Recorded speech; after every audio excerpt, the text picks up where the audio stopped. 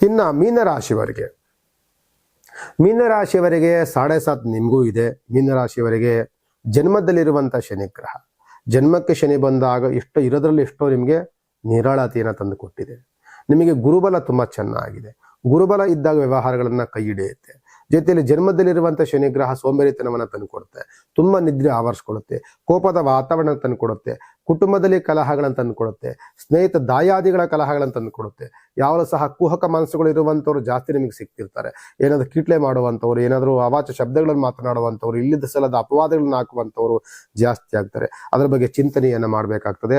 ಗುರುವಿನ ಯೋಗ ಫಲವನ್ನು ಪಡ್ಕೊಂಡಿರುವಂತಹ ಮೀನರಾಶಿಯವರಿಗೆ ಹೊಸ ಕೆಲಸಗಳು ಸಿಗುತ್ತೆ. ಕೆಲಸದಲ್ಲಿ ಯಾವ ಅಡೆತಡೆಗಳು ಆಗೋದಿಲ್ಲ, ಅದೇ ದುಡ್ಡು ನಿಲ್ಲೋದಿಲ್ಲ.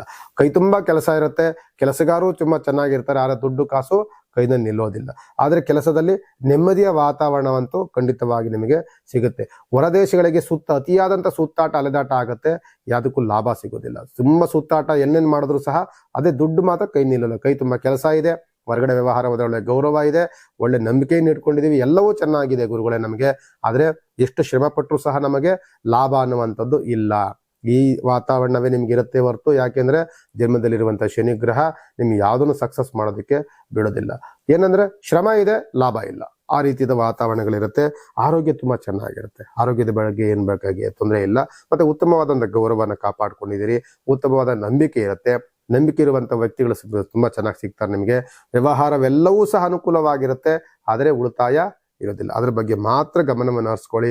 ಯಾವಾಗಲೂ ಸಹ ರಾಯರ ಪ್ರಾರ್ಥನೆ ಮಾಡ್ಕೊಳ್ಳಿ. ನಿಮ್ಮ ರಾಶ್ಯಾಧಿಪತಿ ಆದಂಥವನೇ ನಿಮಗೆ ರಾಯರ ಪ್ರಾರ್ಥನೆ ಮಾಡ್ಕೊಳ್ಳಿ. ಜನ್ಮದಲ್ಲಿರುವಂಥವನು ಶನಿಗ್ರಹ ಬಿಡುಗಡೆ ಆಗ್ಲಿಕ್ಕಿನ್ನು ನಿಮಗೆ ಸುಮಾರು ಇನ್ನು 4 ವರ್ಷಗಳ ಕಾಲ ಬೇಕು. ಆದ್ದರಿಂದ ಶನಿಯ ಉಪಾಸನೆಯನ್ನು ಸಹ ನೀವು ಬಿಡಬಾರದು. ಜನ್ಮದಲ್ಲಿದ್ದಾಗ ಆಗಲಿ, ನಾನು ಇನ್ನೊಂದು ಗ್ರಹ ಕೇಳಿದೆ, ರಾಶಿಯವರಿಗೆ ಕೇಳಿದೆ, ಅದೇ ರೀತಿಯಲ್ಲಿ ಅವಾಚ್ಯ ಶಬ್ದಗಳನ್ನು ಮಾತನಾಡಬಾರ್ದು. ಸ್ತ್ರೀಯರಿಗೆ ಅತ್ಯಂತ ಗೌರವವನ್ನು ಕೊಡಬೇಕು.